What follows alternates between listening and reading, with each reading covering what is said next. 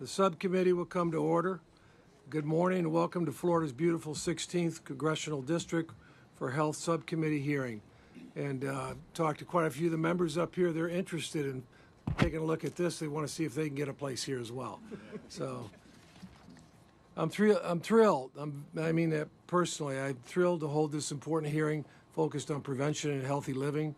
As I speak about often, Americans spend more dollars on health care than any other nation, yet our country is getting sicker. We spent over $5 trillion, not billion, but $5 trillion on health care, yet 6 in 10 Americans have at least one chronic disease. Chronic disease like diseases, the diabetic, cancer, obesity are the leading causes of death in our country. When we look at the obesity rate, about 20% of children are obese. Compared in our generation, it was 3%. That's shocking to me because a lot of times you can't, as many of you know, the doctors, if you're overweight and everything when you're young, that follows you a lot of times. 30% of adults are obese, disqualifying them from military service, those from, let's say, 20 to 30, and at least 40% of adults are obese. So obesity is projected to result in as much as $9 trillion in excess medical expenses. We must think about health care in this country differently. Patients and taxpayers are depending on it. We must train the next generation of doctors, and they do such a great job here, but it's really critical to prevent chronic diseases and focus on nutrition and healthier lifestyles. We must also support a healthcare system that values prevention, not reaction. Instead of fee-for-service, we need to have something based on outcomes and values. I believe new technology will also play a key critical role on that in terms of prevention. Ultimately, I want people to be the CEO of their own health. I look forward to highlighting how my congressional district is supporting prevention and healthy living. I look forward to discussing ways to improve the health of Americans. I'm pleased to recognize the gentleman from Nevada, Mr. Horsfield, for his 5-minute remarks in his opening statement. Well, good morning, everyone. It's great to be with you. Thank you to Chairman Buchanan for welcoming us to your beautiful home here in the 16th Congressional District of Florida. I'm from Las Vegas. I don't think we could ever have a congressional hearing outdoors in Las Vegas. But I wanted to be here out of respect for you, Mr. Chairman, for the Subcommittee on Healthcare and your work on so many important issues to improve healthcare outcomes. And also because I think it is important for us to speak with one voice, Republicans and Democrats, that we believe a core message that America should be healthy. In fact, that is why members of this committee on both sides of the aisle have long championed this goal. We may not all agree on exactly how to get there, but having the core mission of making America healthy is absolutely something that I support. 16 years ago, we drafted, debated, and passed the most significant expansion of healthcare coverage in our nation's history, the Patient Protection and Affordable Care Act. The ACA opened the doors of our healthcare system to young adults, the working poor, small and independent business owners, and people with pre-existing conditions who were told that they would never have access to coverage. Moreover, it ensured that preventative care was within reach, care that has saved countless lives and made millions healthier over those 16 years. But since the beginning of the year, the promise of accessible, affordable health care is slipping out of reach for far too many Americans. Take Miss Priscilla Brown, a 48-year-old truck dispatcher from Orlando, living with type 2 diabetes. Like millions of others, she is enrolled in the Affordable Care Act marketplace and relies on daily insulin to stay healthy. Yet rising healthcare costs have pushed her into a situation that no one in the wealthiest nation in our world should face. Some days she takes only half or even a third of her prescribed dose in order to stretch it out. Other days she skips it entirely. Not because she wants to, because she has to in order to afford the ever-increasing cost of basic living necessities while balancing her new premium monthly expenses. Now, Ms. Brown's story is heartbreaking, but it is not unique. New data from the Kaiser Family Foundation shows that roughly 8 in 10 Americans who re-enrolled in the Affordable Care Act marketplace this year are facing higher healthcare costs. And for about half of them, those increases are substantial. Now, we all can agree that there's more work that has to be done. No bill is perfect, and that is why the Florida Policy Institute estimates that 1.5 million Floridians are projected to lose their health care coverage, and that is one of the reasons that I'm also here today. On top of the pre-existing 14.8% of Floridians who are already uninsured. So I look forward to hearing the testimony from our panelists today. Thank each of you for your expertise, for your education, for your background, and for focusing on a wellness care system, not a sick care system. And if we all can work towards that goal of improving health care, we can make America healthy again. So thank you very much, Chairman, for allowing me to be here with all of you today. And thank you. Now I'm pleased to recognize the chairman of the Ways and Means Committee, Mr. Smith, for his opening statement. And he was one of the mentioned how lovely this area is, being from your part of the world. I love my part of the world, but this is very, very lovely weather. Thank you, Mr. Chairman. It is great to be here in sunny Florida and to hold our second committee hearing outside, which is good. The Natural Resources Committee could learn from our work. We're glad to be here today in Vice Chairman Vern Buchanan's congressional district. Chairman Buchanan is one of the strongest champions for chronic disease prevention we have in Congress. In fact, Vern was on a mission to make America healthy again way before it was cool and people started talking about it. We will miss him in Congress. We'll miss his leadership on this topic, but we still have 8.5 months to do a lot of work and hopefully get some things done. I also want to thank our host right here, Lake Erie College of Osteopathic Medicine. This school is one of the 53 medical schools that joined the Trump administration's pledge to provide at least 40 hours of nutrition training to students. Educating our future doctors on good nutrition is critical for the patients who will one day trust them for medical advice. The Nutrition Pledge is a recognition that not enough attention and resources have been paid to prevention in our healthcare system. Today, that system incentivizes treatment of chronic disease over its prevention. That reality is simply not working. Despite our nation spending an astounding $5.3 trillion on healthcare each year, 60% of Americans still have at least one chronic disease, heart disease, diabetes, or cancer, all of which disproportionately affect rural Americans who I represent.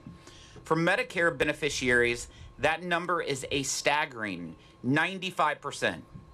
That statistic should not be a surprise when Medicare only spends 5 cents of every dollar on primary care. Too often we intervene only once someone has gotten sick and do too little to stop Americans from getting sick in the first place. That is why the Ways and Means Committee passed legislation that encourages more preventive care, like providing multi-cancer early detection screenings to seniors on Medicare. The Working Families Tax Cuts expanded HSAs to millions of more Americans, which allows individuals to invest in their own health and wellness. The Rural Health Transformation Program is investing $50 billion in efforts to grow and sustain innovative care in rural communities. But that is just a start. More has to be done to help Americans live longer, healthier lives. Medicare could expand value-based payments to improve patient outcomes while reducing the cost of wasteful medical services. More patients could receive new innovations in disease testing and care delivery to detect disease before it is too late. Doctors could show patients realistic ways to take care of themselves, like spending more time outdoors, like we are here today. I want to thank each of our witnesses for taking time away from your practices to share your experience of what is working and what is not, and your ideas you have to modernize healthcare for the benefit of all Americans. We also want to hear from everyone in the audience who took time to come today. There will be clipboards passed around during the hearing right over there. They'll be passing around for you to share with the committee how preventive care has made a difference for you or a loved one, or share other thoughts about today's hearing topic. These comments will be entered into the official record for this hearing. I want to thank you again, Mr. Chairman, for having us. Well, thank you, Mr. Chairman Smith. At this time, I'd like to recognize my neighbor and friend from Florida 17th Congressional District, member of the Health Subcommittee, Congressman Stubbe, for 1 minute. Thanks, Mr. Chairman, and thanks for having us. It's awesome to be at home and have a congressional hearing. I grew up like 15, 20 minutes from here.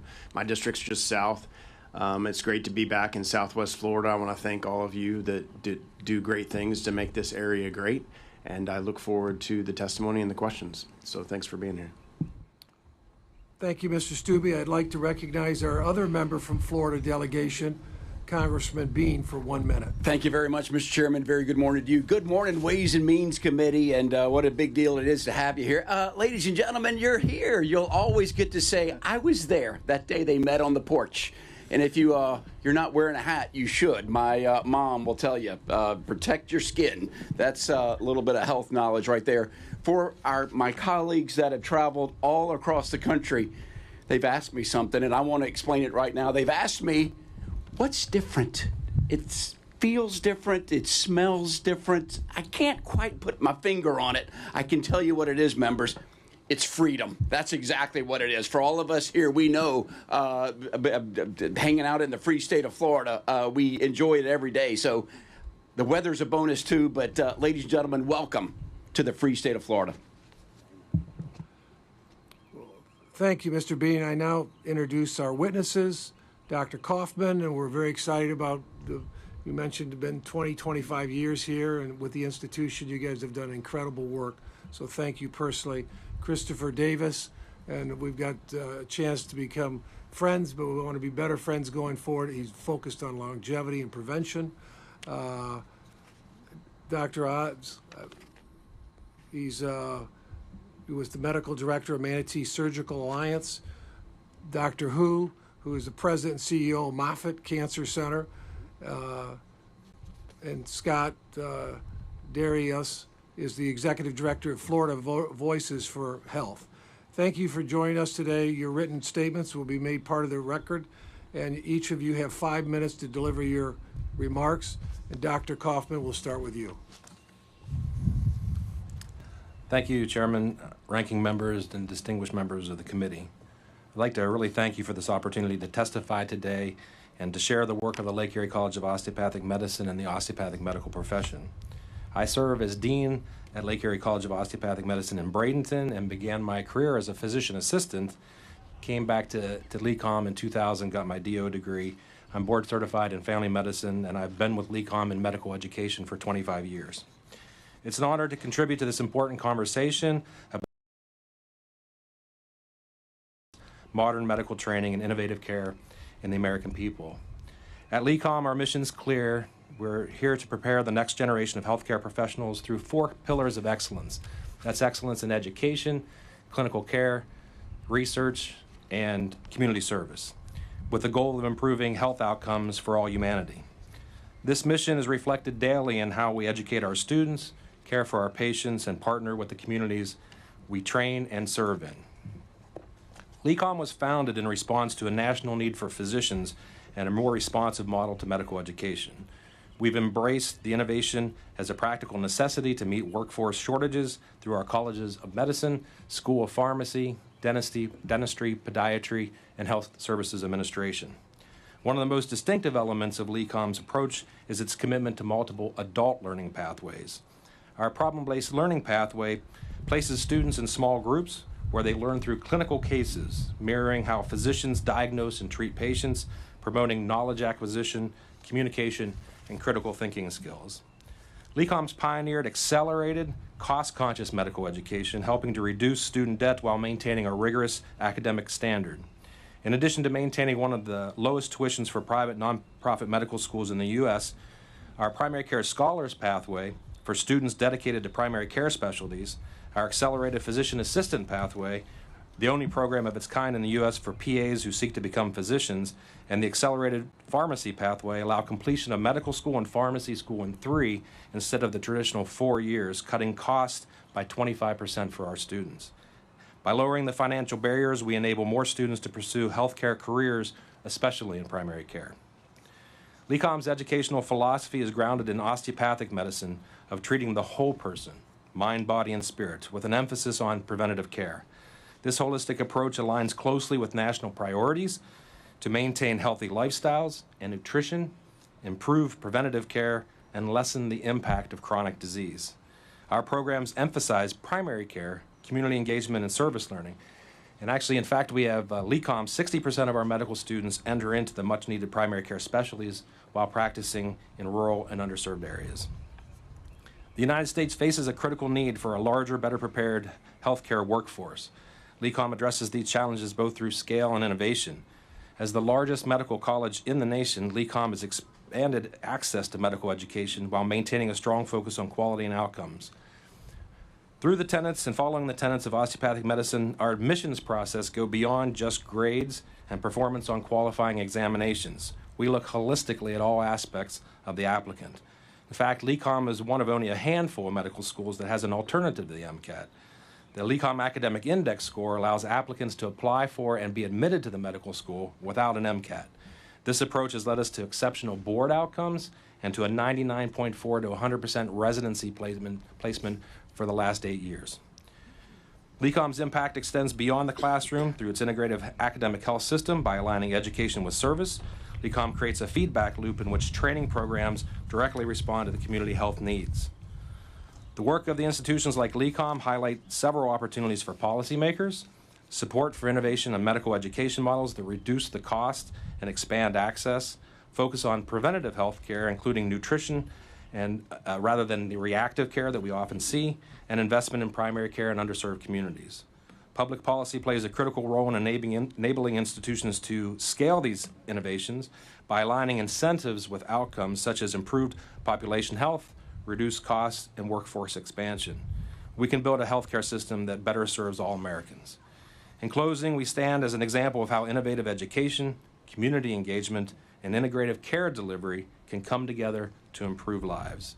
We're proud to contribute to the health of the communities here in Florida and across the nation, and look forward to continuing to work with policymakers to ensure that every American has access to high-quality, compassionate, and effective health care. Thank you very much. And thank you, Dr. Davis. You're next, but I did want to mention we're very excited about what you're doing, longevity and prevention. You're a leader in this area, in this region, and we're very excited. I hear that from a lot of your patients, frankly. So you're up. Well, Mr. Chairman, ranking member, and distinguished members of the committee, I'd like to thank you for this opportunity, first of all, to speak to all of you guys. I want to begin with a story. It's a story of a little African-American boy growing up in a small country town in Virginia with one stoplight. When he was just 7 years old, the little boy faced a life-threatening health crisis, and his appendix ruptured, and the complications nearly took his life. He was hospitalized for weeks with tubes coming from every orifice of his body. It was terrifying. But because of the two noble surgeons, Dr. Teague and Dr. Gaylord, he survived. And during that illness, lying in that hospital bed, that little boy made a decision that would shape the rest of his life. He decided that one day he would become a doctor so that he could care for others the way those doctors had cared for him. Obviously, that little boy was me.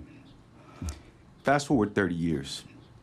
After 4 years of college, 4 years of medical school, 3 years of residency, 1 year of chief residency, 2 years of NIH fellowship, 2 years of cardiology fellowship, and a year of interventional cardiology fellowship, I had achieved that dream. I had become an interventional cardiologist. I was in the cath lab opening blocked arteries, treating heart attacks, responding to cardiac arrests, saving lives in the most critical moments. But by every traditional standard, I'd made it. Mission accomplished, or I thought. Because after about a decade of practice, I began to notice something deeply troubling. Too many of the same patients were coming back through the revolving door of our healthcare system with the same chronic illnesses, the same preventable complications, and the same fear. That's when I had to confront the hard truth. I was not truly practicing healthcare. I was practicing disease management or sick care. I realized that our system is incredibly advanced when it comes to treating illnesses. After it happens, we have a remarkable technology. We perform extraordinary procedures. We can do things in medicine today that would have seemed miraculous just decades ago. And yet, despite all of that, Americans are getting sicker. Chronic disease is rising. Metabolic dysfunction is rising. Cardiovascular disease remains the leading cause of death. And perhaps the most concerning of all, we have unintentionally created a system where patients often feel powerless. They're told what they have, they're given prescriptions, but they're rarely given an understanding. They're rarely given a roadmap. They are rarely taught why their disease developed in the first place, and they're rarely empowered to take control of their own health. That realization changed everything for me. In 2018, I took a leap of faith. I had to start over. I founded Reveal Vitality and Longevity Institute because I believed there had to be a better way to deliver true health care. A simple but radical idea guided that decision. What if we stopped waiting for disease and started identifying risk before it became irreversible? What if we asked not just what was happening, but why it was happening? What if we taught patients how nutrition, sleep, movement, stress, toxin exposure, and other lifestyle factors directly influence the development of this chronic disease? Today, that is exactly how I practice. Instead of relying solely on traditional labs, we go deeper. We use personalized, precision-based approaches, including genetic testing, micronutrient analysis, cardiometabolic biomarkers, and environmental toxin testing. I pause. We look upstream, and we involve patients in the process. The results can be profound. I've seen patients reverse metabolic dysfunction. I've seen patients regain energy, clarity, and hope. But what has moved me most is this. I've watched people go from fear to understanding the ownership of their own health. This is what healthcare should look like. But there's a problem. This level of care is still out of reach of far too many Americans. The people who need prevention the most often have least access to it. Underserved communities are often hit the hardest by chronic disease, yet they are least likely to have access to the time, testing, education, and early intervention that could change the course of their lives. This is not just a healthcare problem. This is a moral problem. Healthcare should not be a system that profits most when people get sicker. It should be a system that invests in keeping people well.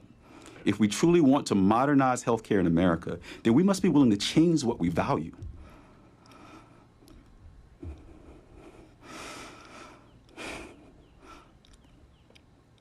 We must reward prevention, not just procedures. We must reimburse for identifying risk early, not just treating disease late. We must support physicians in educating patients, not just moving them through the system. And we must build a healthcare model that gives every American, regardless of their income or zip code, a real opportunity to live a healthier life. Because in the end, the goal is not simply to help people live longer, it's to help them live better. With more energy, with more clarity, with more independence, with more dignity. If we truly want to empower Americans to have a healthier life, then we must stop waiting for disease and start investing in health. The question is not whether we have the knowledge to change healthcare. The question is whether we have the courage to do it. Thank you.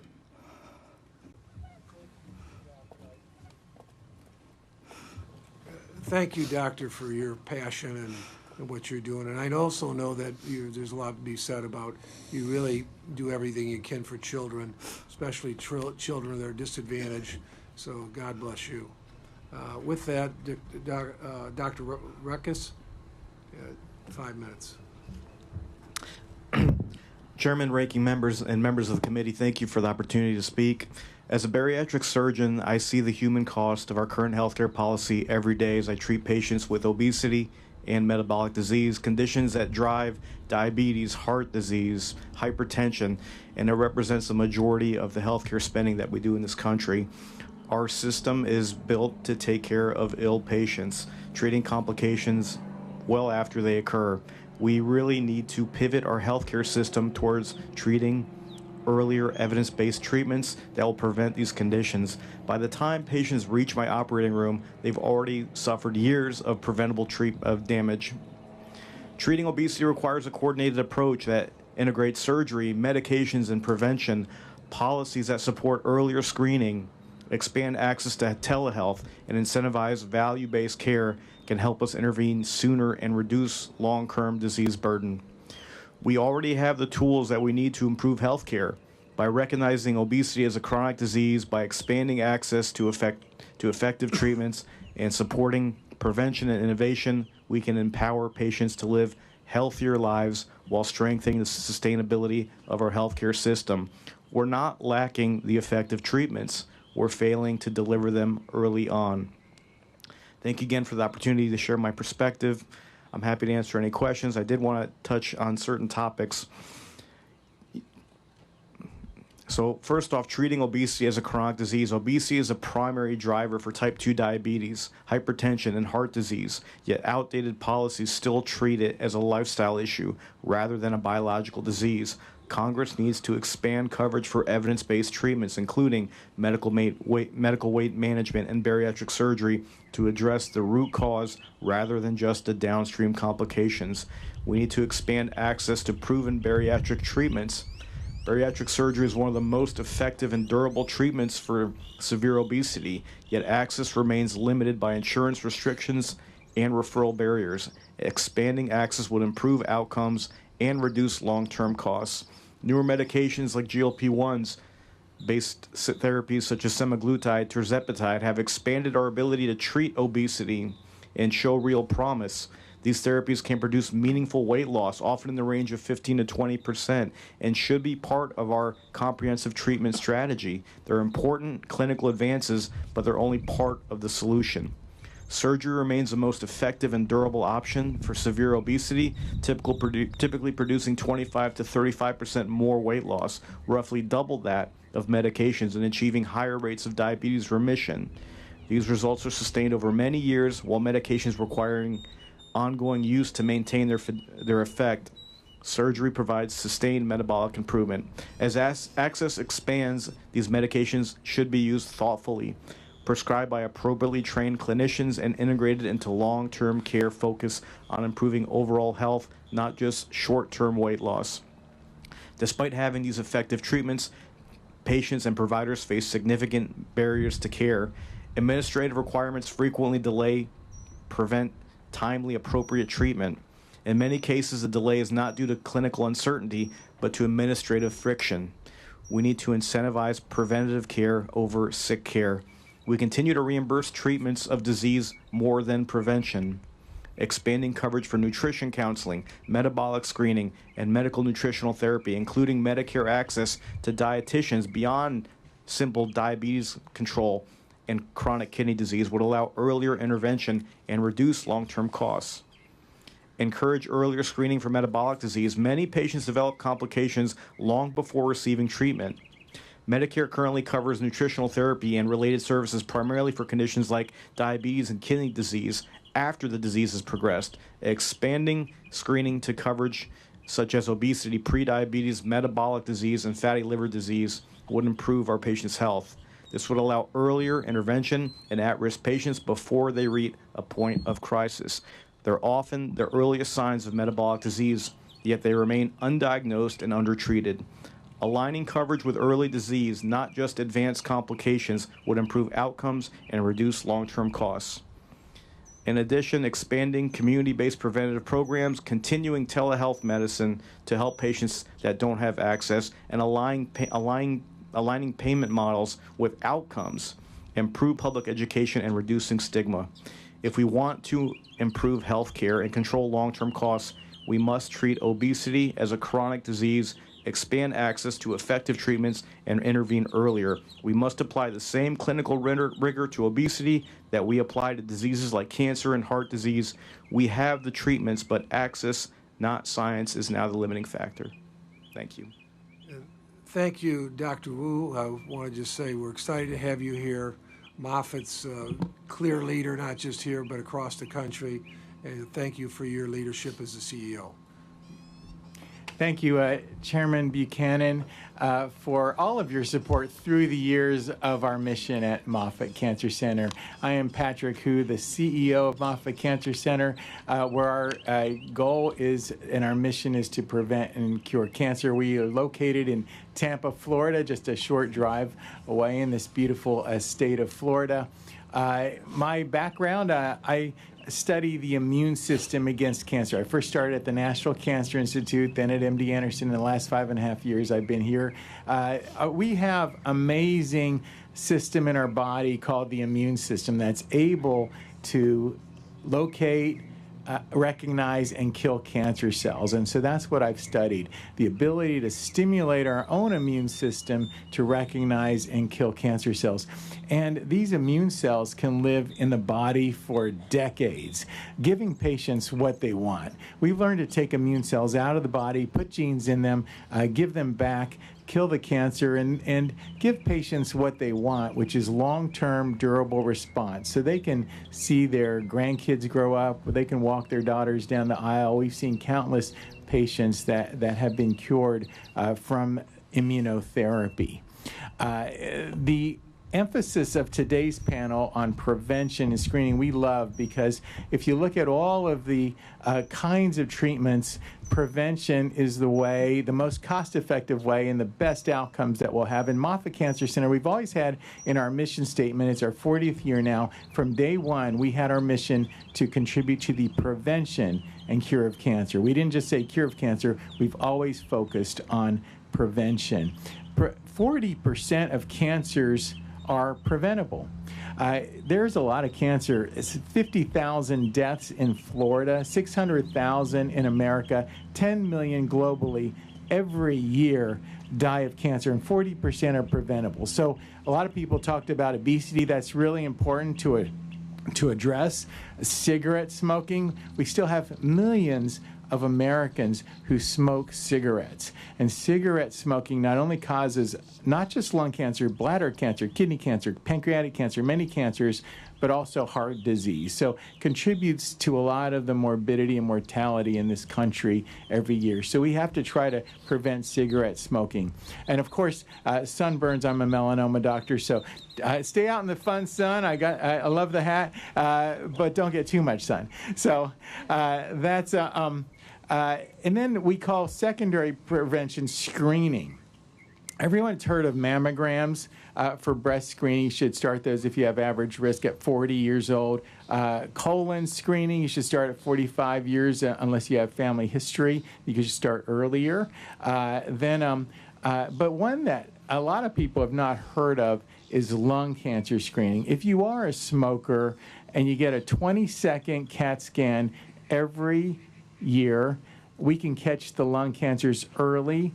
We could save 60,000 lives a year in this country alone if we could do lung cancer screening. Right now, there are millions of smokers in America, and only less than 5% are getting these lung cancer screens. So please spread the word about the importance of lung cancer screening.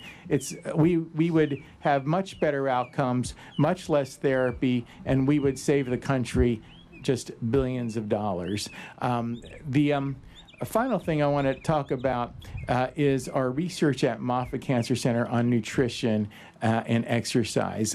It's the most common question my patients ask me. Hey, we need better research because a lot of the research that's been done is, hey, how many helpings of fish have you had in the last 3 months? Well, who remembers how many helpings of fish they had in the last 3 months? So it's very inaccurate research. And so we have a food kitchen. I'd love for you guys to come up and visit us at Moffitt Cancer Center, see our food You kitchen. got something in about an hour? Food What? kitchen. You said food kitchen. Come up and see you. Yeah, come up. Come up. Please see us, and we will make you a nice breakfast, low carb, we need to study that prospectively to get accurate research on how food. We're studying how food stimulates the immune system. If you have certain diets, we think some fasting diets, maybe the keto diet, which I've been on for 13 years, we think that might stimulate the body's immune system. So please come visit us to look at our nutrition research. And finally, Chairman Smith mentioned rural areas. I want to let you know at Moffitt, we're digitizing all of our pathology. The most important thing for a good outcome in cancer is knowing what kind of cancer it is. And so we're hoping that after we digitize our pathology, rural hospitals from across Florida and across America can send us their toughest cases, and we'll help them define what kind of cancer that is so that we can try to get the patients on the right treatment pathways. So thank you. It's been an honor to be here today. And thank you, Mr. Darris. You're recognized. Good morning, Chairman Buchanan, Ranking Member Horsford, and distinguished members of the subcommittee. Thank you for the invitation to testify today. I appreciate the opportunity to share our perspective on the healthcare system, but also to test the integrity of my wedding suit. Florida Voices for Health, we're a statewide health advocacy organization committed to improving access to healthcare for all Floridians. And we're very fortunate to be part of a statewide coalition of organizations committed to that work. As Voices, our work is really bringing the lived experiences of Floridians into the policymaking process. We try to empower people to share their stories for themselves and hopefully bring them to places where they can make a difference. So this setting right here is a great example of that. Our storytelling, it's taken us to the Panhandle where my now friend Debbie struggles to access resources for her disabled kid. It's taken us to South Florida where my friend Tasha has to take less hours at work so she doesn't lose access to her Medicaid coverage. And there are success stories too. Just yesterday, we were visiting a free clinic down in Winter Haven, where they have an innovative model where they're connecting people to transportation and food access and all the other things that we need to stay healthy. So as you explore ways to improve the healthcare system, I just only want to offer a couple of things that we've learned from talking to people directly on the ground. The first is that everyone's impacted by what's going on. All of us are paying a little bit more right now. And in Florida, where we had 4.7 million people enrolled in the ACA last year, the average monthly premium jumped up 30%. Now, for middle-class workers, for people who are earning just over 400%, they both had to suffer through the increase in premiums, but also lost access to enhanced premium tax credits, all tax credits. And so they're shouldering that burden all alone. For low-income workers in non-expansion states like Florida, there's actually a disincentive to work more. The most a single parent can earn in Florida, the most a single parent with 2 kids can earn and still qualify for Medicaid is $8,000 for the year. Anyone who finds themselves making more than that, $1 more than that, and you find yourself in what we call the coverage gap. I appreciate the focus on rural Floridians, which is where we've spent on rural people, and rural Florida is where we spent a lot of time focused the last 2-3 years. We've had 3 rural hospitals close here in Florida since March of 2020. When it comes to oral health, which we know is so important to the rest of our bodies, we have 6 million Floridians living in what we call dental provider shortage areas, meaning there aren't enough dentists to see them. And that's to say nothing about Florida's mental health needs, prescription drug affordability, or supports and services for people with disabilities. The point is, no matter how you slice it, income, geography, race, or the specific area of healthcare, none of us goes completely unscathed. The scope of these systemic challenges, I think, speaks to a second truth, which is that healthcare won't be fixed with a single policy. Our system's too big, and there are too many barriers that need to be addressed. I appreciate the comments on modernization and innovation that this distinguished group has offered today. I'm not a doctor, I'll make that clear. But it's amazing to see what we're capable of and why the U.S. is second to none when it comes to the provision of healthcare. But our system, I'll say, feels a little bit like a business that has the best product on the market, unchallenged. But we have one fatal flaw, and that's that we can't get it to people when they need it. To realize the full potential of all the models that exist here, of modernization and innovation, the fundamentals of our underlying system have to be strong. The new tools and treatments won't mean much if the people who need them can't access them. Now, I know that that's easy for me to say, and creating comprehensive policy takes a lot of people working together and working through tough questions together. So I'll offer just, a couple of guideposts as we work on building the system together. The first is that everyone needs to be covered, and that's just insurance math, right? We learned this as in this last year, insurers justified their premium increases. They pointed to the fact that they expected healthier people to drop off of coverage, and that made it more expensive for everyone else. The second is that we need to restore trust throughout the system. The entire healthcare system is based on a series of relationships that require trust for things to work well. And that's between doctors and patients, insurance companies and their insured, between the government and its people. And while, trust sounds like a high-minded ideal, I'll say that it actually has concrete policy implications. Our current system of prior authorizations and step therapy protocols reflect a distrust in providers' decisions. The lack of transparency in pricing makes it hard for anyone to feel like they're being treated fairly. And in programs like Medicaid, punitive work reporting requirements reflect a lack of trust in the American people. And by and large, I'll tell you, the people want to work. People want to meaningfully contribute.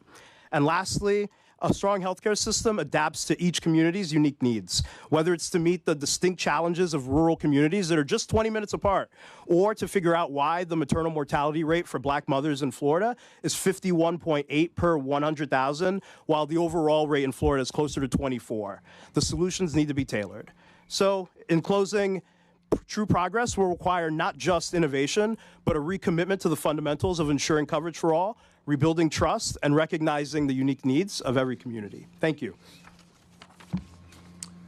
Thank you for your testimony. We'll now proceed with questions and answer session. I'll begin by recognizing myself. I want to start by thanking our witnesses for sharing their time and expertise with this committee. I want to thank LECOM. Let's give them a round of applause for setting this up for us today. For hosting this wonderful event. I'm so proud to be able to highlight work that's being done in this region, in this area, for a lot of our patients and doctors and everybody else. Let me just ask one couple of quick questions by show of hands. Please raise your hand if you believe nutrition, eating real food, and that's the key, what that means, but ideally eating real food is a key component to preventing and reducing chronic diseases. Second, keep your hands raised if you believe we could do a better job educating physicians and patients about the importance of nutrition. And finally, keep your hands raised if you think insurance, Medicare, and other programs sufficiently cover prevention and detection tools today. Well, that tells the story right there. I want to run through Dr. Davis.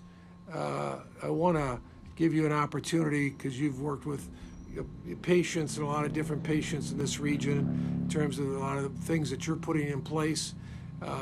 In terms of the longevity component, prevention we've talked about, how do you explain what that means, and how does that play out with your practice?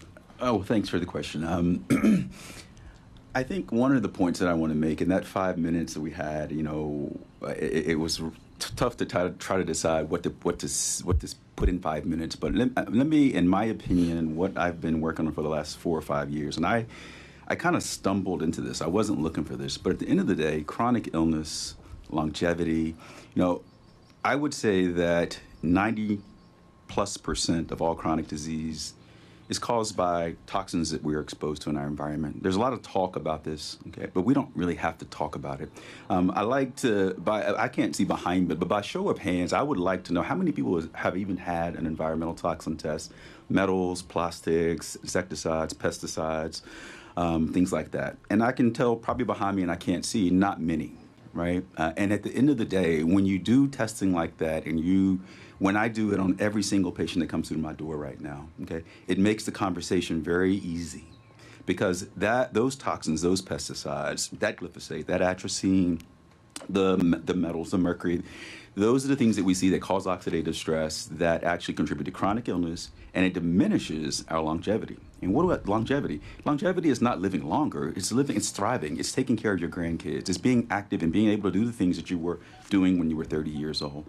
But what causes the problems there? It's inflammation, oxidative stress, that's all driven by things that we're exposed to. And in my practice right now, it is crystal clear. I don't think I don't have any more, it's crystal clear. And I look forward to the day when I could actually share all of that data. Share the data on what we really see in each and every one of us, including myself. What we see that's in our system is causing these diseases. So we have to wake up. We have to wake up, and we have to start looking at where the true causes are. Yeah. Dr. Kauffman, you talked about nutritional training for physicians. What does that mean today here at the hospital? At your facility, I should say, LECOM. When you say that. Thank you. We have a very unique curriculum here at LECOM Bradenton and our other campuses also. And part of that's problem-based learning. And problem-based learning is case-based education from day one.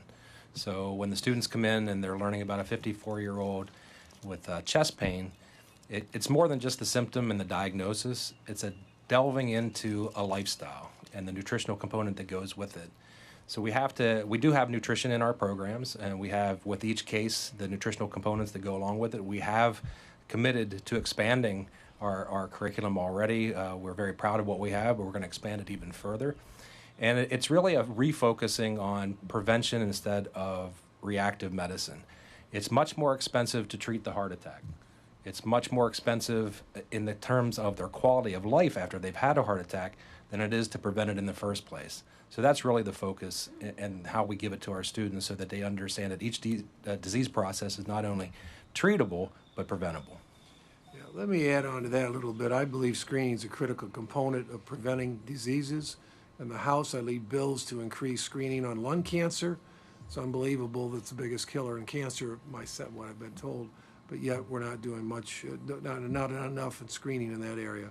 For lung cancer and Alzheimer's disease, I know we have advocates in the attendance today supporting these bills, and I want to thank them for all their support over the years.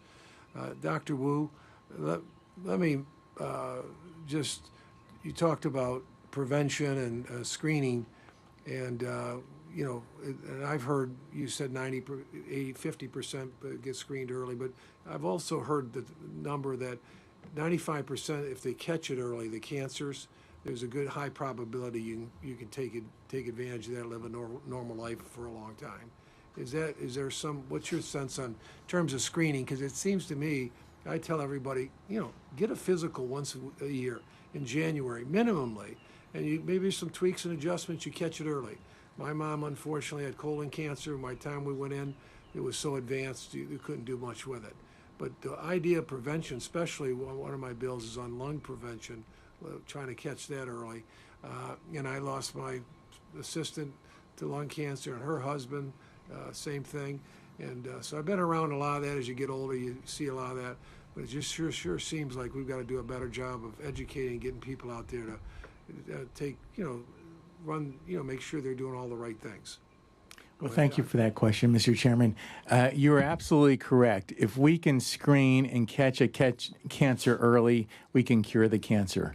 So I treat melanoma. Melanoma starts in the skin from sunburns, and it can go to almost any organ in the body. But if we catch it early and cut it out, it's almost always cured at an early stage. And so the key is to catch these cancers early. And thank you for all your support of lung cancer screening. One thing that would make it really much easier, I know you're supporting on this, is if we can get rid of the pre-authorization for lung cancer screening. It just makes so much economic sense for the country. And Congress did a great job helping us with mammography so that there's no pre-authorization on mammography. But if we can get rid of the pre-authorization for lung cancer screening, it would be a lot easier to go. We have a van with a CAT scan in it, and we go to church parking lots all over Florida trying to find smokers to get that 20-second screen. But we have to make sure they're pre-authorized, which means we have to come back to the church parking lot the next week. And we can't just spontaneously pull up. And so that would be of help. But thank you for your emphasis and your support of prevention and screening. Yeah, thank you. And now I recognize the gentleman from Nevada, Mr. Horsford, for 5 minutes. Thank you, Mr. Chairman. Thank all of you for your testimony today and for being here. And I agree, our healthcare system is at an inflection point. The status quo is not working, and we need fundamental change. The question is, what does that change look like, and where should we start first? We do have one of the most advanced healthcare systems in the world. The problem is it's leaving far too many people out, and it's not working, especially for those without the resources or the connections to navigate it effectively. Mr. Darius, over the past year in a lot of the constituent town halls that I convene, my constituents tell me all the time that they don't want to go back to the status quo. The status quo doesn't work for them either. So in your testimony, you note that while modernization and innovation are worthy goals, and they are, to fully realize their impact, the fundamentals of the underlying system must be strong. So can you talk to us about what those fundamentals should include? What is that foundation that we should be working to make sure is in place for everyone? Yeah, and I think, thank you for the question. I think the exact answer, right, is the work that we can all do together to work through exactly what that looks like. But generally speaking, I think it's a system where everyone is covered, just because that's the way insurance works. So whether it's through a patchwork of the programs that we have currently and finding ways to make those work more efficiently, or if it's through a different system, right, where everyone's covered in a more streamlined way, I think that's worth pursuing. I think finding ways, again, I'll say, to build trust between all the entities that are in the system itself. How do we kind of recognize the expertise that different people have, right, whether it's providers or insurers, whatever it is. How do we recognize that level of expertise that exists in the system, and also to just trusting average people? I think so much of the policies that we talk about just have a hint of distrust of working people. I'll say that. Again, I talked about this coverage gap that exists, right, where you have people who, if they earn $9,000, they're suddenly too rich for Medicaid in Florida, but also don't qualify for tax credits in the marketplace. So all over throughout the system, there are these kind of conflicting incentives, right, or just gaps that exist. And I think if we sit down together and work through, what the ultimate solution looks like, that's possible, but just fundamentally keeping some of those kind of guideposts in mind as we build that out. Yeah. I also appreciated the comments about clearly there needs to be more attention on the metabolic disease crisis, and that obesity is a biological disease, not a personal failing. Diabetes, kidney disease are all downstream consequences of metabolic dysfunction, and I think that is something that we need to tackle further. Dr. Davis, your testimony, I could feel it in your heart, the passion that comes through, and the fact that you went into this profession thinking you were going to change it in one way, and while in it, you realized there was another approach that needed to be taken. And I fundamentally agree. We need a wellness-based approach, not a sick-based approach. So can you talk a little about, again, the determinants of health, nutrition, stress, environmental toxin remediation, as you stated in your testimony, which are root causes of disease throughout our country, and where those elements should be? Because unfortunately, they're not a high enough priority when we're cutting research or cutting funding or cutting access to food, not providing access to stress or wellness mitigation and other environmental issues. Can you speak a little bit more to that, please? Absolutely. Again, thanks for that question. I think I'll start by just kind of talking about how I made this transition from an interventional cardiologist, doing the things that I was doing 10 years ago, to the type of medicine that I practice now. And it started with just really a program where we focused on 5 basic pillars. We focused on nutrition and movement and detoxification, sleep, and stress management. And what I was doing, I had one day of a clinic where I just would help. We had a wellness program, right? We developed a wellness program that was a 6-month program. And we basically taught people about all of those different pillars of health. And very shortly, 2-3 months into doing that kind of wellness program, what we did monthly was we had the patients who had enrolled for the program. We'd come into my office, we'd sit around in the front in the waiting room, and we started off by saying, everybody, let's go around the room, let's tell your win for the month, right? And it was absolutely amazing to me as we started this program how, everybody would stand up and they would give their kind of what happened. And, things like headaches going away, their rashes going away. I lost 20 pounds. I no longer have the arthritis issues. And I remember distinctly, we had a room set up with a table up in front where we had different presentations. And I used to sit in the back corner of my office. Now I sat way back in the back. And I remember thinking to myself, 2-3 months in, I was like, man, I got this all wrong. Got to figure out how we do this. Like, how do we fix this? And so in just addressing those pillars of health and teaching them, it's about education. It's about the things that they don't know, the things that I didn't know as a physician, right? All the stuff that, how many years did I tell people you need to eat a low-fat diet and go get some exercise and then hope they come back and they're better, right? What did I truly do to get them better in that visit of 7 minutes and saying, yeah, you really need to lose some weight, and with no instruction, no roadmap. And so when we started to do that and we started to give them the roadmap and addressing those pillars, things started to change. And so really that is what I think we need. We need education. Physicians need education. Patients need education to empower themselves to take control of their health. Right now they have no clue. So that's kind of, I think, what we need to be focused on. How do we roll out wellness programs to empower people to take back their own health, right? Yeah. To motivate people. Your comment said to move from fear to ownership, from prevention to access, to change what we value, and to reward prevention, not procedures. I think all of those are qualities that Chairman Buchanan and other members of this committee are working towards. It's why he wanted us to be here to hear from all of you. So thank you again for your testimony today.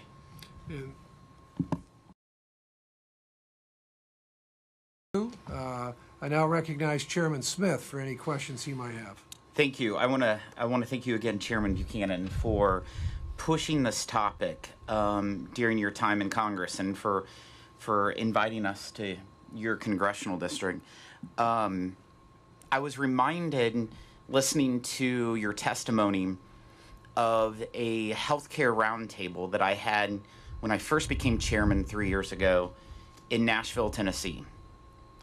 And there was an individual there that was like, Chairman, just remember that healthcare will follow the dollar.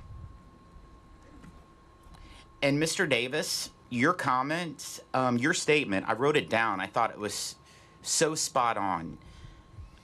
Should not be a system that profits when people get sicker. And so if you have the leader of some of the biggest healthcare entities saying that, remember, healthcare will follow the dollar, but if we don't use the dollar to provide preventative care, but instead provide it whenever you're very sick, where are they going to place their money? And so I think this discussion is absolutely wonderful for us to be having so that we actually get to fixing the broken healthcare system, because it is absolutely broken. And if anyone tells you otherwise, then they've never participated in any kind of healthcare.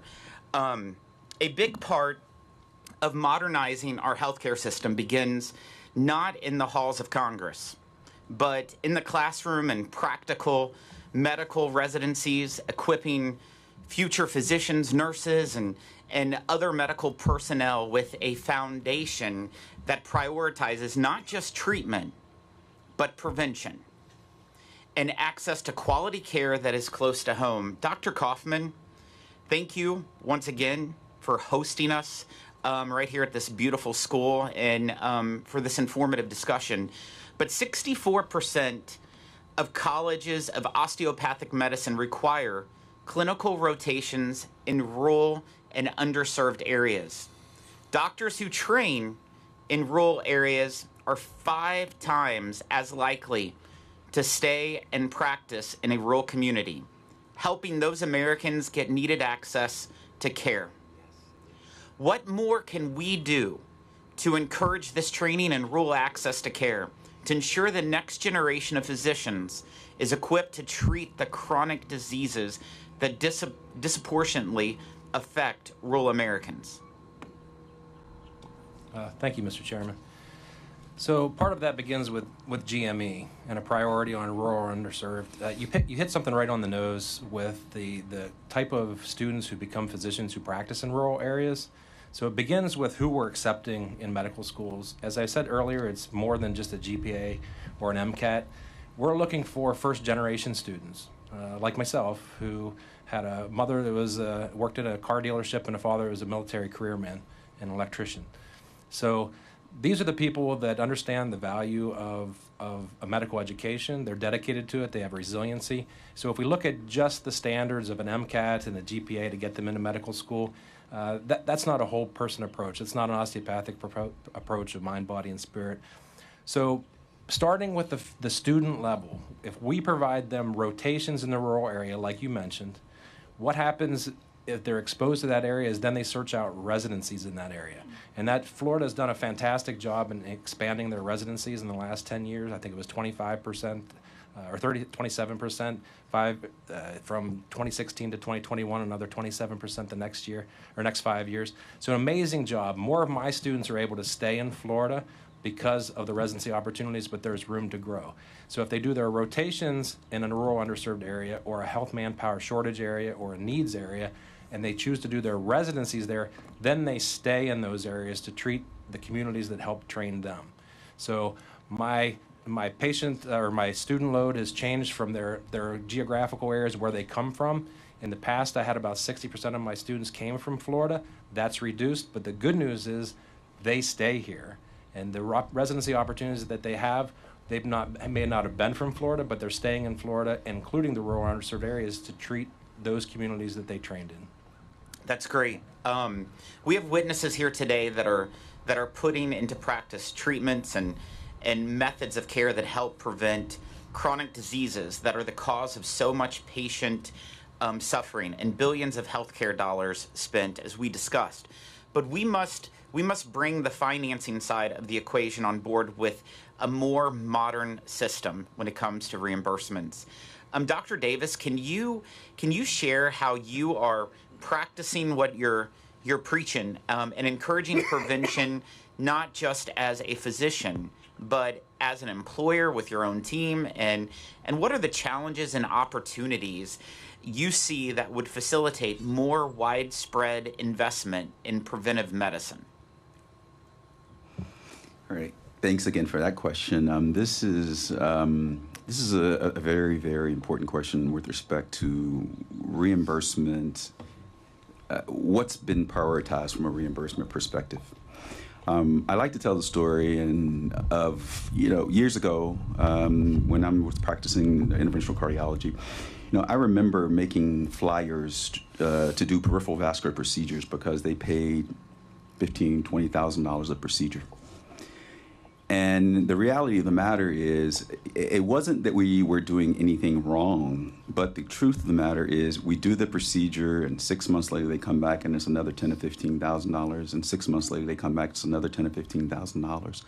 Because we never looked at the underlying root causes of those disease processes. And a lot of the times, the patient really didn't have any significant outcome benefit, but there was a blockage in an artery, so we put a stent in it or did an atherectomy to fix it. I think about those days now and think about where that money could be spent with the things that we're doing with an education perspective and all of the other things that we're doing in my practice right now with the right testing. Insurance doesn't cover an environmental toxin test. The insurance doesn't cover that micronutrient test that we're doing, the genetic testing that I use on every single patient. If I had the money that we got paid to do those procedures to utilize on every individual, I could guarantee you that their health would be improved tremendously, and the health of the nation would be improved tremendously if we had a refocus on where those dollars are spent. So, and I think that that's just a cardiologist's opinion. I am sure there are things within the whole system that are the same way. Like what we are paying for and what we're not paying for, the values are all wrong. So that's where I think we need to start focusing, like looking at really what are we paying for, what are the outcomes, and what really moves the dial, where are we getting results? Come look at my 82-year-old who has severe coronary disease that everybody wrote off that said you could go home and die, whose heart function is getting better and better and better with the things that we're doing now, right? So that is what we need to focus on. We need to focus the dollars on the things that really make a difference. New state-of-the-art procedures are helping treat and making a real difference for Americans with chronic diseases, including innovative treatments and surgeries for those struggling with obesity. I'm hopeful that in the future, digitally assisted and robotic surgery has the potential to bridge geographic disparities in care, access, and make procedures safer and more predictable. That starts with educating and training physicians to take on this innovative technology. Dr. Rekkas, I appreciate you being here, particularly given that much of what we are focused on today is to keep as many as patients out of your operating room as possible.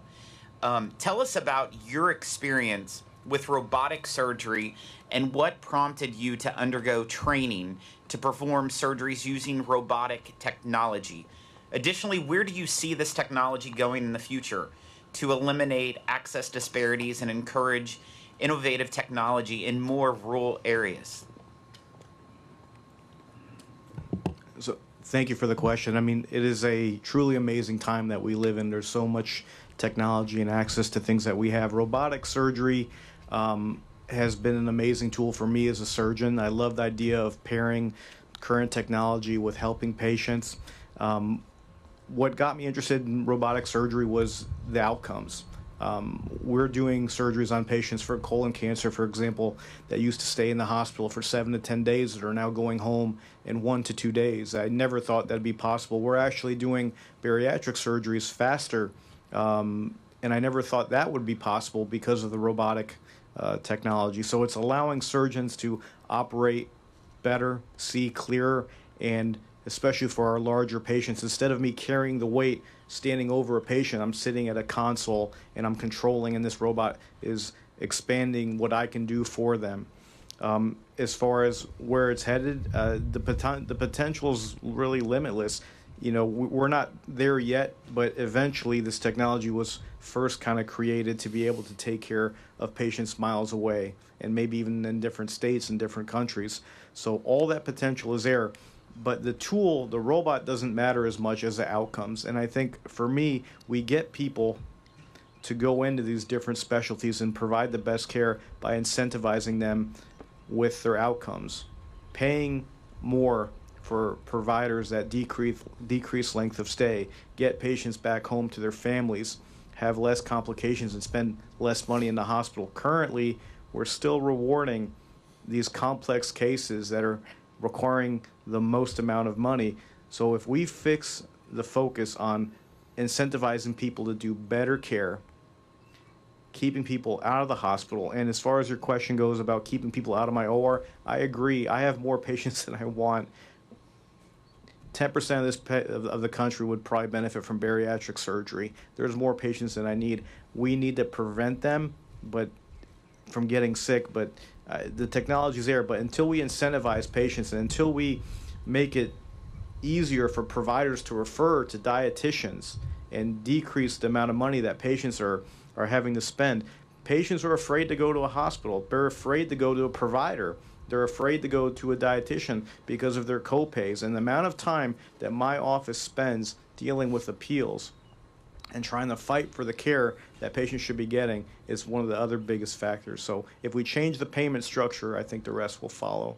Perfect. One quick question. Dr. Hu, you have been at the forefront of cancer research and innovative care delivery. Many patients seek care in line with their insurance coverage. How are you working with insurers to ensure that they offer modernized benefits and that they design coverage options that encourage prevention, innovative care, and encourage better recovery? Thank you. That's a great question. We're trying to work with them to emphasize this importance of prevention and screening and how they can actually save a lot of money in the long run and get much better outcomes if they can focus on coverage of prevention screening with as much streamlining as possible. If we have to go through a lot of pre-authorizations, it's really challenging sometimes, just adds a lot of labor and bureaucracy, but I think it's really a no-brainer in terms of the finances of what we would save. Healthcare in this country, as you guys recognize, is not sustainable. We have to do this. We have to focus on prevention and screening. It's our only way out, and it's our way for the healthiest of America. Thank you. Thank you, Chairman. And thank you, Congressman Stubbe, you're recognized. Thank you, Mr. Chairman, and thank you, Chairman Buchanan and Chairman Smith, for allowing us to have this field hearing in beautiful Southwest Florida. I'm glad that some of my colleagues can experience the incredible Suncoast hospitality in the free state of Florida as business leaders and innovators continue each day to make this the best state in the country to live, work, and play. Southwest Florida is home to world-class providers, innovative surgeons, and one of the nation's premier cancer centers, Moffitt, and a major osteopathic medical school pipeline. Yet our seniors and families still face a system that too often pays for sickness instead of wellness. I hope this hearing will allow us to focus on how we realign incentives towards prevention, early intervention, and better outcomes. Southwest Florida has retirees, seasonal residents, working families, and rapidly growing suburban communities all using the same provider networks.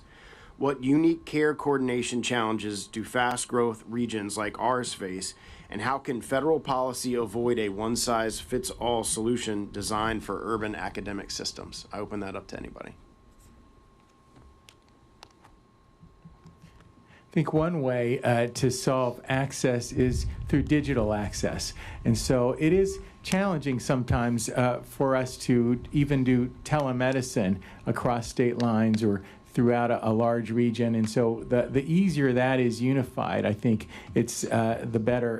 In these rural areas, the importance is not just to have enough doctors there, but to give them the support that they need. And that includes things like digital pathology so we can help them diagnose, but also the expertise of specialists. And that only happens through, that can happen through digital support. And I think the more we can enhance that ability through the system to have digital support across the state and the country, the better for the patients. Conservatives believe that patients should be empowered to take charge of their own health, not trapped in a system that only pays once disease has advanced.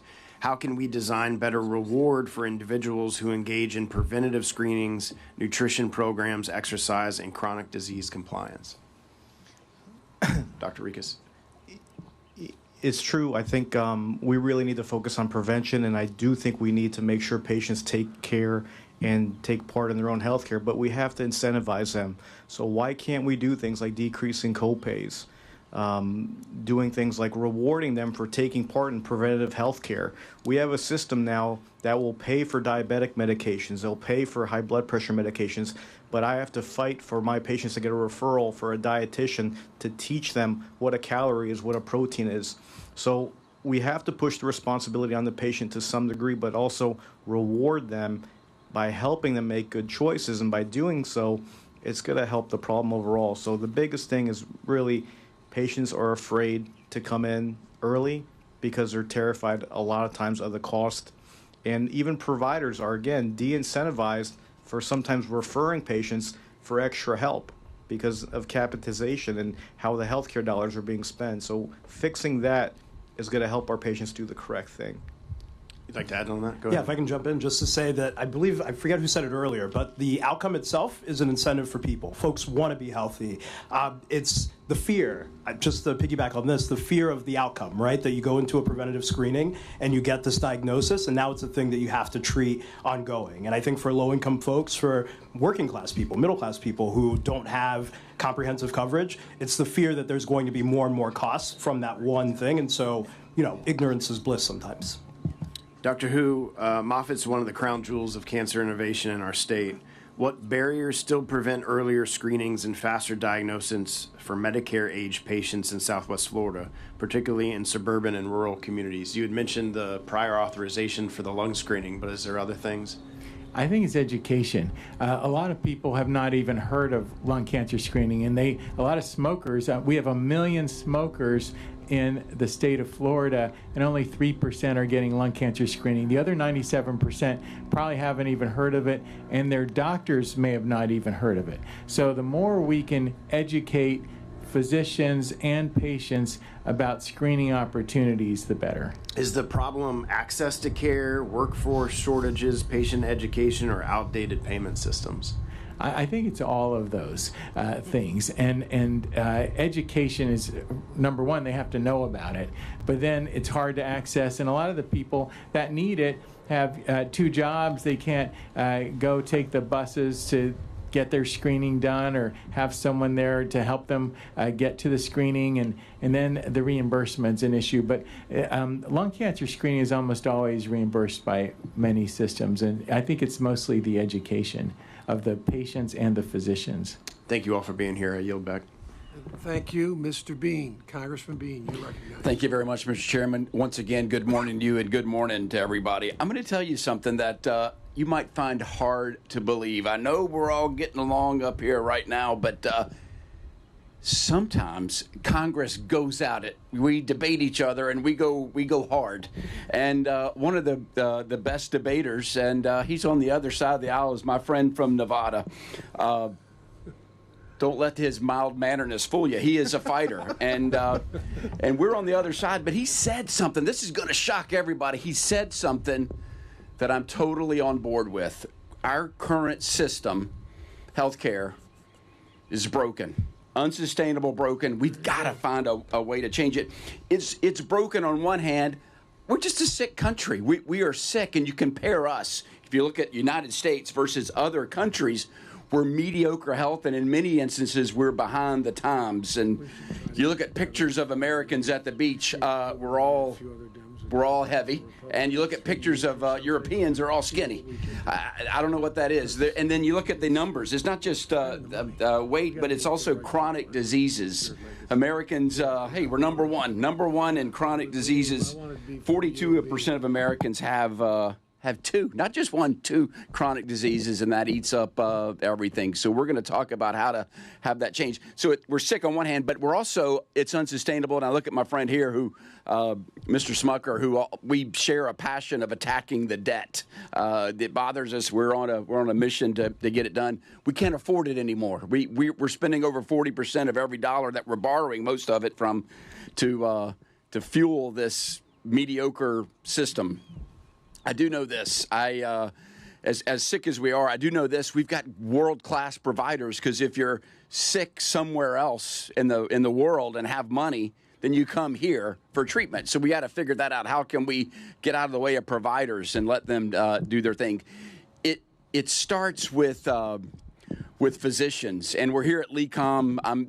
It's great. I've already talked to a couple of your first-year students who have you cut up the dead body yet? Yes, they have. So I know that's the first step of becoming a physician. In Jacksonville, you're opening up this fall in Jacksonville. I'm really excited about Jacksonville University becoming part of the LECOM family. Members, do you know this, how we divide up training and residency programs? Members, you may or may not. The federal government has a plan that they started in the 90s. And they've locked all these states in, and states that have exploded in population are still stuck behind in the 90s. Smaller states like Massachusetts and Connecticut and New York are getting more of the lion's share of residency. So I was in the state legislature. Florida puts up its own money in many instances to fund these residency programs. But Dr. Kauffman, what would it mean if we could have a reshuffling of residencies or have more residencies? Could we make more doctors in Florida? And are we facing a shortage? Thank you, Congressman. Yes, absolutely, we're facing a shortage. There's a report came out 30 years ago that said we had too many physicians in the country, and we know that was wrong. So the expansion of GME, again, has to be prioritized on primary care. When you have the debt of medical school and you come out and you've had 21 years of education minimally, as you were explaining, my colleague, about you do 4 years of undergraduate, 4 years of graduate school, then you do 3 to 5 years of residency, then you do a fellowship. The debt expands more and more. And in those residency programs, it's incentivizing students to go into specialty medicine where we really need primary care. And go after the money. Mr. Chairman, I know Missouri is like Florida. You're shortchanged because you've also been locked in. We've got the Bean plan that residencies should follow the census. Every 10 years, let's look at it. Because the answer, and this is going to Dr. Davis, and I know I want to give a shout out. You have a lot of advocates for Alzheimer's and other challenging diseases. I'm going to ask some of you, bring hope. What's our hope to Alzheimer's? Be thinking of that question. But how do we restructure? I know we have to have a focus on prevention, but the question is, how do we do it without more money? We just can't say more money is the answer to everything. We have to restructure what we already have. Dr. Davis, what would you say to that? How do we have a front end, a realignment? Is there a magic formula, or I don't know? Well, I think it's the answer to the last question really is what are our priorities? What do we value? And if we place the emphasis on educating the doctors about nutrition, about sleep, about all of the things that truly cause chronic disease, and we educate our patients about those things, then we don't have to spend more money. In fact, we would end up likely spending less money because we'd have less heart disease. We'd have less Alzheimer's disease. We'd have less cancer. There's a big elephant in the room that we haven't talked about here. This is not just a medical problem. This is a societal problem. And the reason we don't address all of the issues with the food sources that we have, the processed foods that have all those chemicals that I'm talking about, we have to address the upstream problem as well. We can keep talking about how we're going to treat patients and how we can divvy up the money and all that type of stuff. But if we don't start at the top where the problem is starting from, then we're just going to keep shuffling things around, right? So we can't avoid the elephant in the room of where the problems are coming from. Agricultural things, spraying all of the pesticides. Glyphosate is not even allowed in most countries. I know it all adds right? up. And so, just like you about trying to fit it all in 5 minutes, that's the story of a congressman's life. Every day we try to fit it in. So, Mr. Horsford, looking forward to working with you as we come up with a solution. Last thing, and I can't see the clock. You're a minute over. Okay. Is there anybody? There's so many Alzheimer's advocates sitting in the audience. Can anybody say anything to bring them hope? That's one of the most challenging diseases out there. Is anybody, Dr. Who, I know you're on the cancer forefront. Anybody have any good news to bring the Alzheimer's advocates this morning? Well, we just hired a dentist at Moffitt Cancer Center that studies the microbiome, the oral microbiome, the bacteria in the mouth and its influence. And research has shown that the bacteria in gingivitis is found in Alzheimer's plaques. So since I saw that data, I am flossing every day now. And so I think that is our weak point, the gums, because bleeding gums allow the bacteria in the mouth to get to the brain. And we found the same bacteria in brain tumors. And so besides not getting sunburns, floss.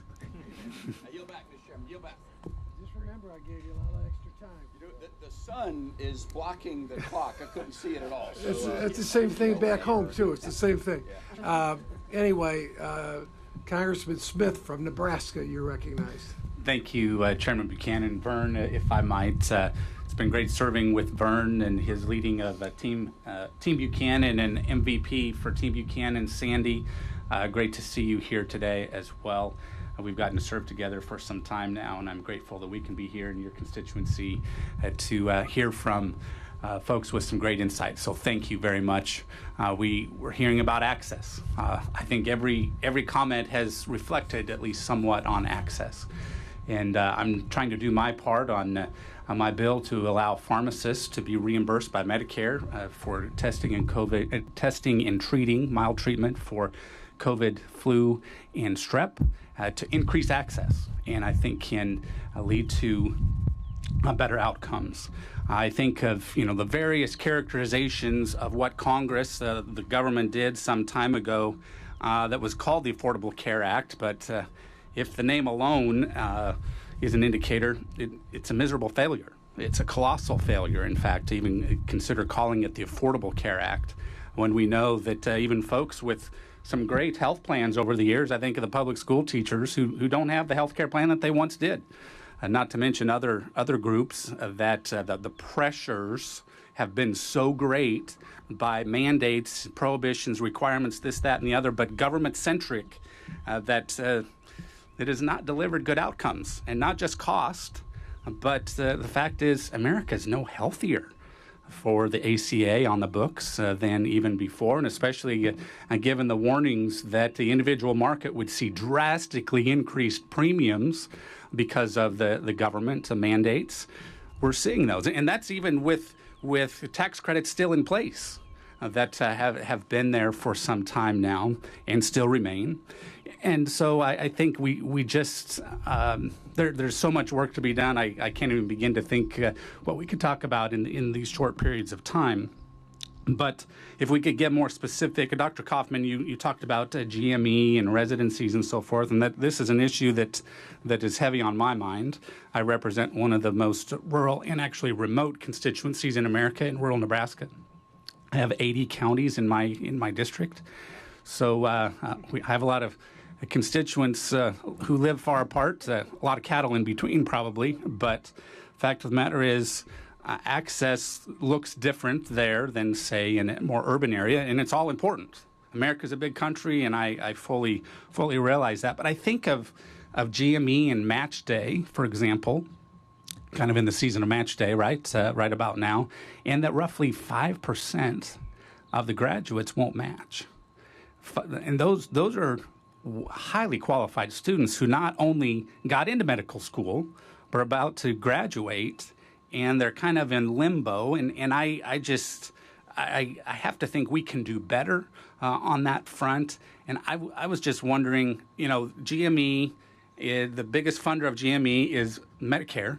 Medicare is within our committee jurisdiction.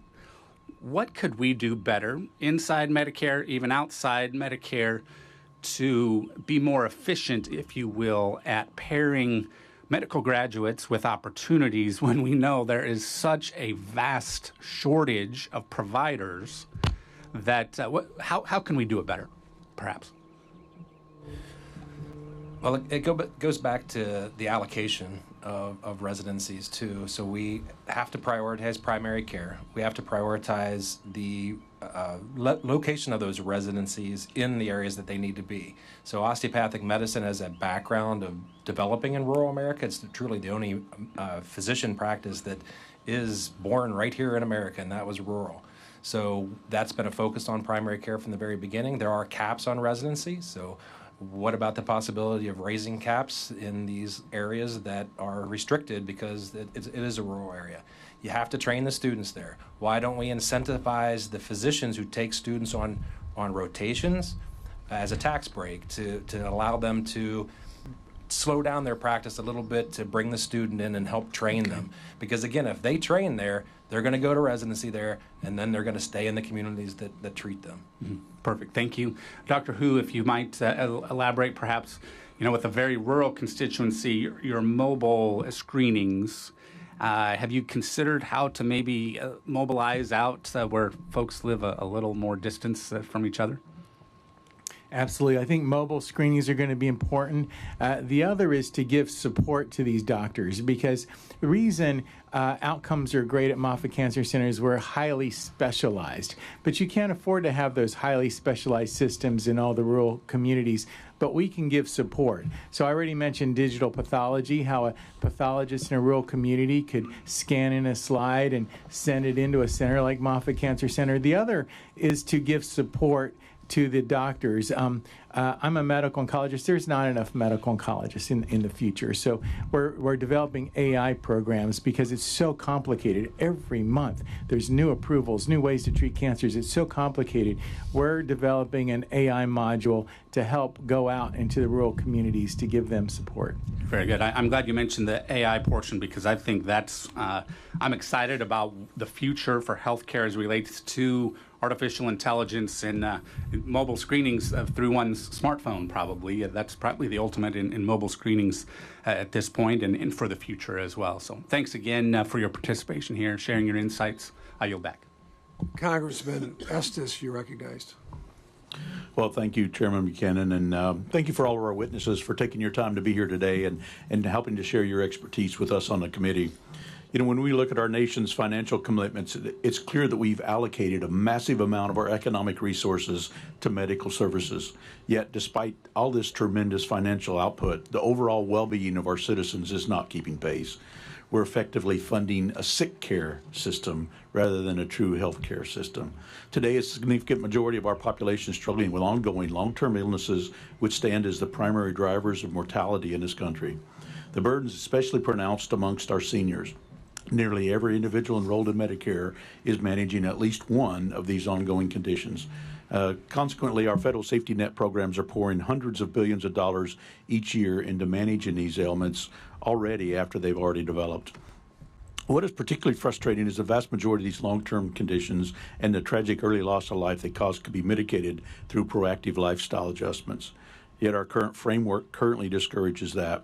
We dedicate an incredibly small fraction of our national health budget to proactive upstream services, and Medicare reimbursement structures consistently fail to reward primary care providers for keeping patients healthy. We're also failing at the education level, as most medical students graduate without some basic mandatory coursework in clinical nutrition.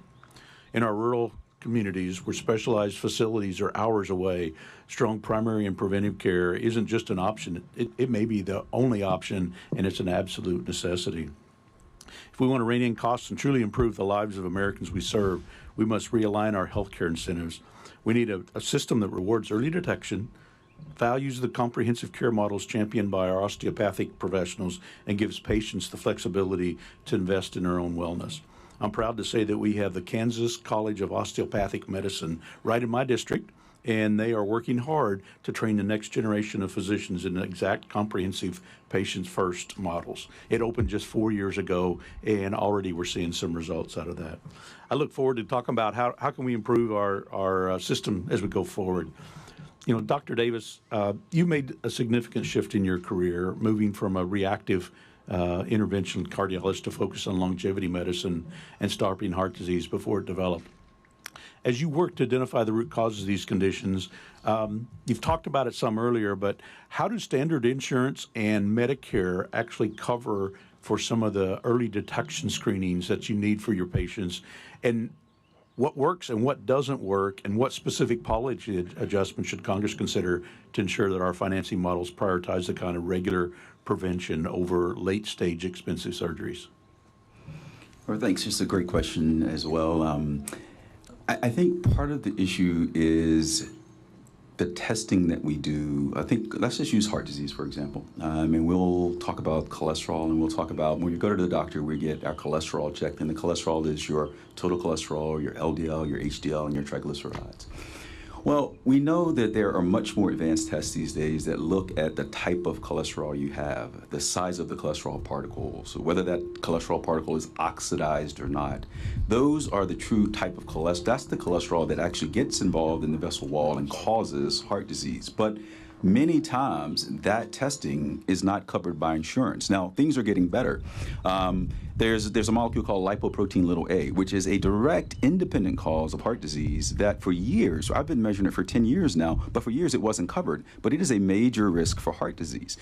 So it really starts with getting insurance companies to cover testing that truly is upstream and is going to show us where the true risks are.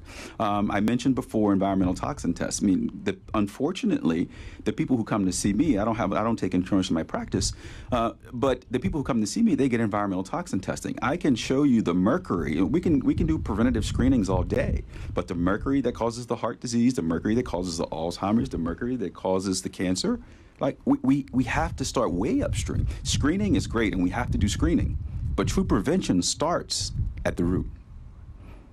Excellent, thank you. Dr. Kauffman, we've talked a lot about GME.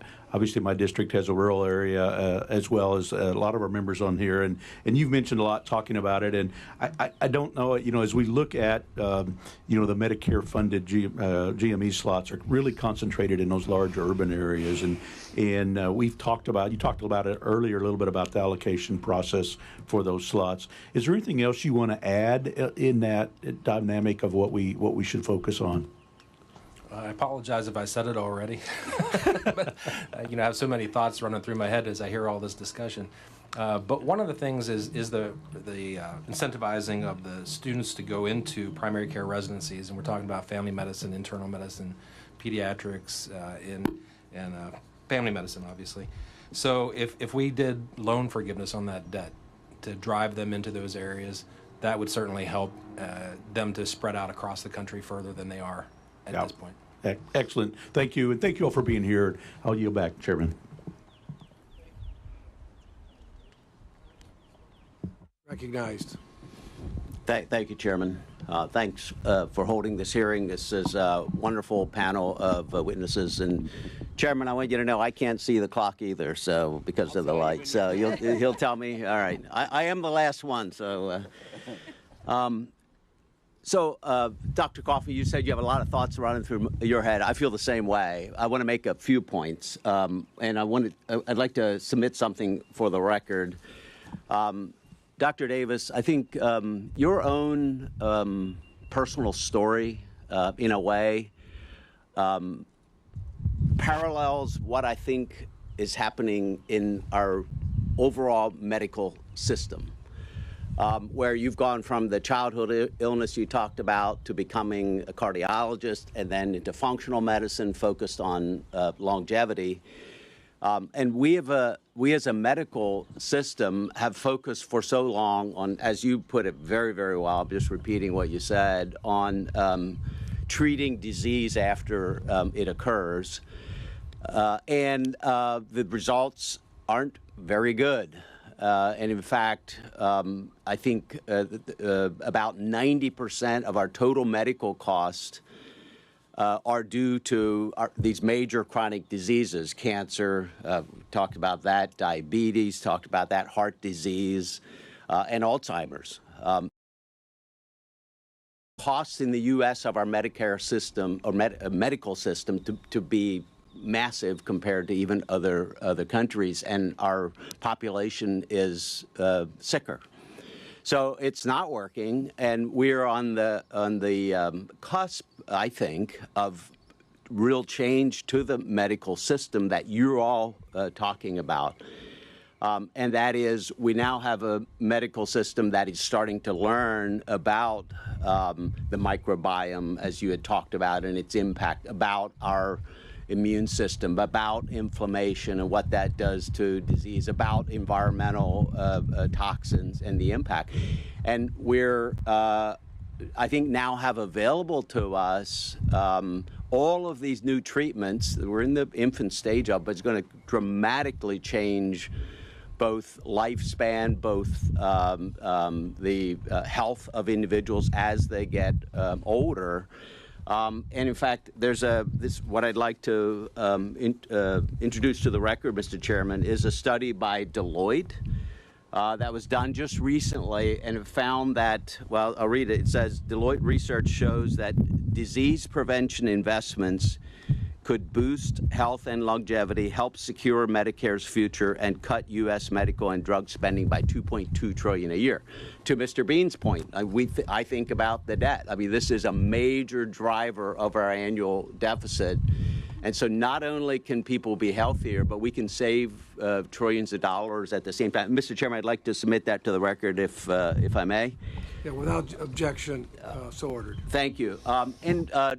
Dr. Davis, how much time do I have there? You got a minute 40. Oh, I got a minute 40. All right. I think the way you framed it is really important, and that is that today these treatments we have are accessible if you've got a lot of money, and you're able to put the money into it. Like, people can go to your treatment and others and get IV and can get lots of longevity treatments. We can do things with plasma and all of these. And I think the real challenge, and it is a moral question, I think, is how do we take that and extend it to the general population who may not have access to that treatment now, and that we're learning that really can work and could begin to address some of these chronic diseases that we have. And all of you are doing great work in this area, but I don't know how to design a system. What was really, and this is what we got to figure out. This is a big challenge. But what was really fascinating, I think, Dr. Rekkas and Mr. Darius, you talked about individuals being afraid to take the preventative or the diagnoses, essentially, because either, I don't know if it was because they're afraid of learning about an illness they might have, or if it's more, as you both sort of mentioned, it's potentially about the concern about the cost. So isn't that kind of amazing that, like, our system is designed not to accommodate what we know works.